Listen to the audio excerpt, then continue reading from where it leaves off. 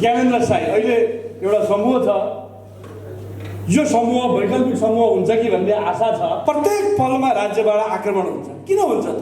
सत्य बोल्छ। प्रत्येक पलमा विकृतिको कुरा उठाइदिन्छ। कहिले नगरपालिकाको मेयरलाई सताएको छ, कहिले स्वास्थ्य मन्त्रीलाई सताएको छ, कहिले प्रधानमन्त्रीलाई सताएको छ, काहीँ न काहीँ सताएको छ। अदालतमा भ्रष्टाचार भयो भनेर प्रधान न्यायाधीशको विरुद्ध सपोर्ट समर्थन के हो? अदालतमा ढोका लाएर बहिष्कार गरेर आन्दोलन भएको देशमा अनि यस्ता समूहहरू उठ्छन्, बन्छन्, अनि यसले काम गर्छ। उमेरले युवा हुँदैमा, शरीरले युवा हुँदैमा हुँदैन, मनस्थितिले युवा हुन सक्नुपर्छ। मान्छेले ज्ञानेन्द्र साई अहिले एउटा समूह छ, यो समूह वैकल्पिक समूह हुन्छ कि भन्ने आशा छ। त्यो आशाका आधारले यहाँहरूले कम्तीमा पनि ज्ञानेन्द्र साईले भनेका कुरा मान्दै हुनुहुन्छ। त्यो आशा टुट्यो ज्ञानेन्द्र साईबाट भने यहाँहरूले मान्नुहुन्न, त्यो मलाई थाहा छ। त्यसकारण त्यो किन जन्मियो त? किन यसरी चाहिँ एउटा समूहको उत्पत्ति हुन्छ? किन युवाहरू यता आकर्षित हुन्छन्? किन ज्ञानेन्द्र साई र ज्ञानेन्द्र साई जस्ताले भनेका कुराहरू लागु हुन्छन्? किन आवश्यकता छ भन्ने कुरा आज हामी चाहिँ अदालतमा भ्रष्टाचार भयो भनेर प्रधान न्यायाधीशको विरुद्ध सपोर्ट समर्थन के हो? अदालतमा ढोका लाएर बहिष्कार गरेर आन्दोलन भएको देशमा अनि यस्ता समूहहरू उठ्छन्, बन्छन्, अनि यसले काम गर्छ। कारण केही होइन। समस्या समग्र शरीरमा छ। शरीरमा एउटा अङ्ग कुहियो भने, औँला कुहियो र त्यसको उपचार भएन भने टाउको दुख्छ। टाउको किन दुख्या? त्यहाँ त घाउ छैन भन्न पाइँदैन। आज हालत हाम्रो त्यही छ। त्यसकारण पनि तपाईँहरूको आवश्यकता छ देशलाई। त्यसकारण पनि तपाईँहरूको भेलाको आवश्यकता छ। त्यसकारण पनि यहाँहरूको इन्ट्राक्सनको आवश्यकता छ। र ज्ञानेन्द्र साईहरूले बोलेका कुराहरू, ज्ञानेन्द्र साईले बोलेका कुराहरू चाहिँ यो देशमा आवश्यकता छ। एउटा तिम्रो देशमा न्यायाधीशले भ्रष्टाचार गर्यो भने के गर्छ भनेर सोध्यो। अनि उनीहरू मूर्छा परेर हाँसे, न्यायाधीशले भ्रष्टाचार गर्छ भनेर सोध्यो क्या उनीहरू। त्यो देश देखेर अनि हामी आज अदालतमा ढोका लाएर बसेका देश हो। त्यस कारणले गर्दा मैले अलिकति ब्यागमा फर्केँ। ज्ञानेन्द्र साईलाई सुर्खेतबाट हत्कडीसहित गाडीमा हालेर हस्पिटलमा ल्याएछ। अनि टेलिभिजनहरू त्यहाँ गएर खिचेको, हस्पिटलमा हत्कडीसहित राखेर छ। खिच्दाखेरि टेलिभिजनलाई खिच्न दिएर पस्न दिएर छ। अनि कोही टेलिभिजन कर्मीले फोन गर्नुभयो मलाई। म मानवाधिकार सङ्गठनको केन्द्रीय अध्यक्ष थिएँ। अहिले मेरो कार्यकाल सकियो त्यहाँ। अनि म गइसकेपछि यसो हेर्छु, कुनै आतङ्ककारी समाएको जस्तो। म राम्रोसँग चिन्ता पनि चिन्दैन थिएँ। सोधेँ उहाँलाई, चस्मा थिएन, के थिएन, बिजोग छ, हातमा हत्कडी छ। पुलिसले कसलाई वरिपरि आउन दिएको छैन। के भयो तपाईँको, के हो भनेर सबै कुरा सोधेँ। उहाँले डटेर चाहिँ सुर्खेतमा त भ्रष्टाचारी भन्नुभएछ कसैलाई। अनि त्यो सही साध्य भएन छ। मलाई लाग्यो यो मान्छेको हिम्मत छ। यो मान्छे हामीलाई चाहिन्छ। यो देशमा सबै मान्छे शक्तिसँग, सत्तासँग तोम शरणम गर्ने हो भने हाम्रो कुरो कसले उठाइदिने? भोलिको दिन आज रुख फाँडेपछि भोलि त खडेरी पर्छ त। आज रुख हुर्काइदिउँ, कम्तीमा हामीले संरक्षण गरिदिउँ भने, हामीले सहानुभूति दियौँ भने, हामीले यिनको जीवन रक्षा गरिदिउँ भने यो मान्छे काम लाग्छ भन्ने लाग्यो मलाई। त्यसकारणले मैले यी मान्छेलाई आज यहाँ संयोजक हुनुहुन्थ्यो, यत्र देशभरिका साथीहरूलाई एकजुट पार्नु भएको छ। अनि यो मान्छे जोगाइदिनुपर्छ है, यसको ज्यान जाने काम गर्नुहुन्न, यसको ज्यान लिन दिनुहुन्न भन्ने त्यतिखेर मलाई लाग्यो। त्यसकारणले नि म आज मञ्चमा आएको। होइन भने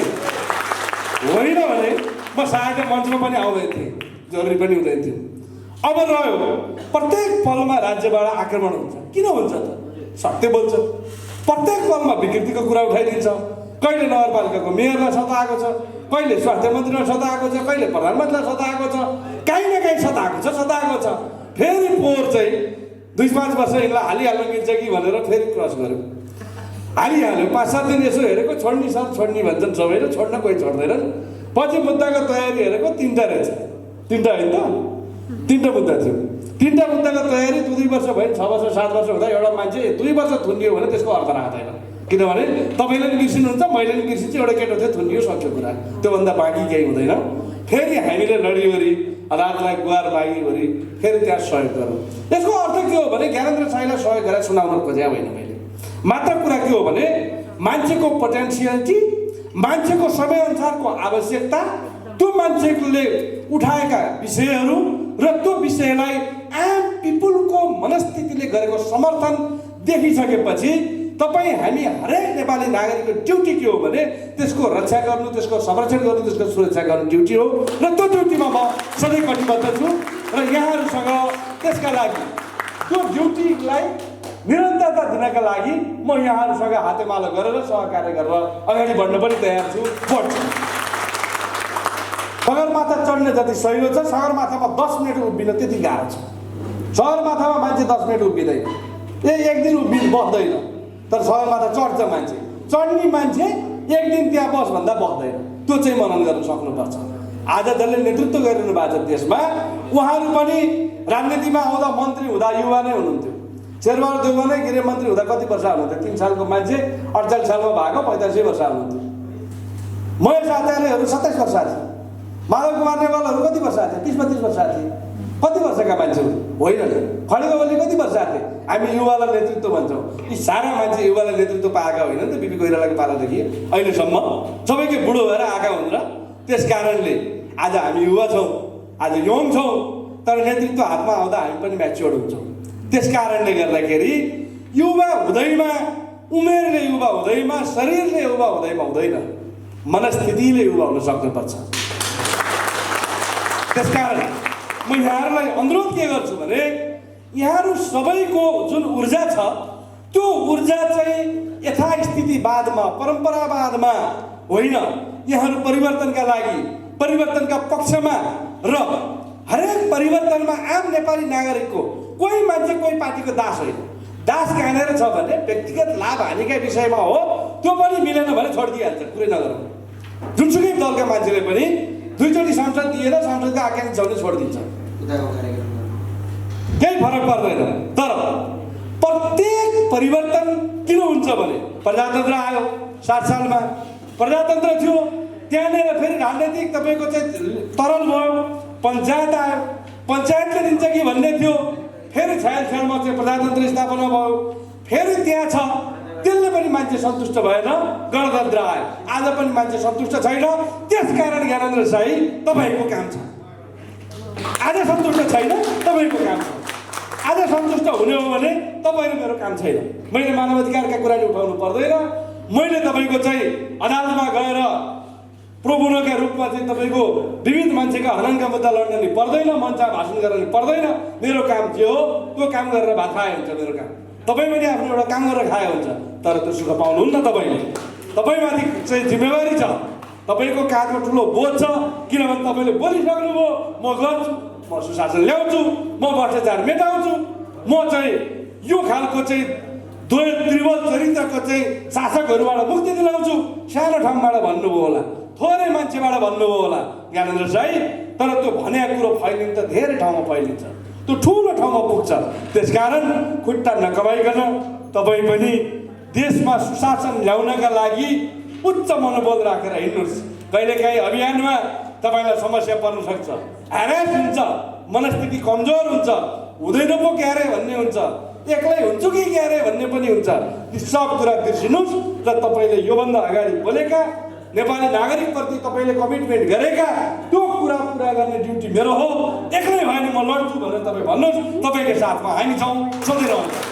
अनुसारको आचार तपाईँले पनि अपनाउन सक्नुपर्छ। अब तपाईँले मात्र अपनाएर सुख पाउनुहुन्न, तपाईँका तमाम प्रतिनिधि साथीहरू हुनुहुन्छ, तपाईँसँग आबद्ध सदस्य साथीहरू हुनुहुन्छ, उहाँहरू प्रत्येकको चाहिँ नैतिकता तपाईँको संस्थासँग जोडिन्छ र तपाईँले उठाएका नारासँग जोडिन्छ। यदि उहाँहरू अनैतिक हुनुभयो भने त्यसलाई समाजले फेरि माफी दिँदैन, त्यतिखेर तपाईँलाई गाह्रो पर्ला, अहिले गाह्रो पर्दैन। त्यसकारण तपाईँले हाई मोरल डिग्निटी सहित काम गर्नुपर्ने हुन्छ। तपाईँले हाई मोरल डिग्निटी सहितका आफ्ना साथीहरूलाई आह्वान गर्नुपर्ने हुन्छ र टोल समाज गाउँमा जहाँसुकै उहाँहरूले गर्ने आफ्ना प्रस्तुतिलाई सभ्य समाज निर्माणका लागि, एउटा अनुशासित समाज निर्माणका लागि उहाँहरूलाई प्रस्तुत गराउन सक्नुपर्छ। त्यो गर्नुहुनेछ, गराउनुहुनेछ भन्ने तपाईँप्रति मेरो विश्वास छ। बाँकी यहाँहरूको अलिकति कन्स्टिट्युसनल रूपमा देखियो, जति कुरा गरे पनि तपाईँहरू कुनै विद्रोही समूह या आतङ्ककारी समूह पनि होइन। त्यसकारण संविधानभन्दा बाहिर गएर तपाईँहरूले गर्ने कुरा चाहिँ मागसम्म हुनसक्छ, डिमान्डसम्म हुनसक्छ।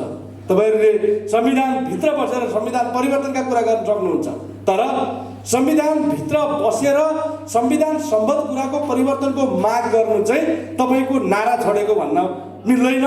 त्यसकारणले तपाईँहरूले अघि मैले अलिकति कुरा सुने, गठन गर्ने विषयहरूमा तपाईँको विधान संविधान सम्बद्ध हुनैपर्छ, त्यो जरुरी छ फेरि। किनभने आज जुन संविधानबाट शासित छौँ हामी अलिकति बेकुफ गानेर छौँ भने हामी व्यक्तिबाट शासित छौँ भन्ने हामीलाई फिल हुन्छ। संविधान एउटा अमूर्त छ र त्यसलाई चलायमान बनाउने व्यक्तिबाट शासित छौँ भन्ने फिल हुन्छ, तर शासकले सधैँ त्यसैलाई आड बनाएर बसेको हुन्छ, त्यसकै ढाल अपनाएको हुन्छ र खोलिहाल्यो भने त्यही संविधानको पातले छातीमा छेक्छ। त्यस कारणले गर्दा हामीले पनि संविधानको पूर्णता पालना गर्दै आजको संविधानमा जे कुरा छ विमति राख्न सकिन्छ, विमति राख्दै त्यसलाई परिवर्तनको लागि माग पनि राख्दै ती कुराहरूलाई चाहिँ स्वीकारेर आफ्नो कमिटी गठन गरियो भने त्यो सजिलै हो, सहजै हो र त्यो अनुसारको चाहिँ विषयको छलफल पनि भएको रहेछ, तयारी पनि भएको रहेछ। त्यसले खुसी पनि लाग्यो र यहाँहरूले 2 दिन 3 दिन आज बस्दाखेरि धेरै कुराहरूमा छलफल गर्नुभयो होला, धेरै कुराहरू पाउनुभयो होला। हामीले एकछिन भनेको कति नै कुरा हुन्छ र धेरै कुरा हुँदैन। हामीले सामान्य हामीलाई लागेका कुरा र यहाँ आउँदाखेरि यसो चाहिँ यहाँहरूसँग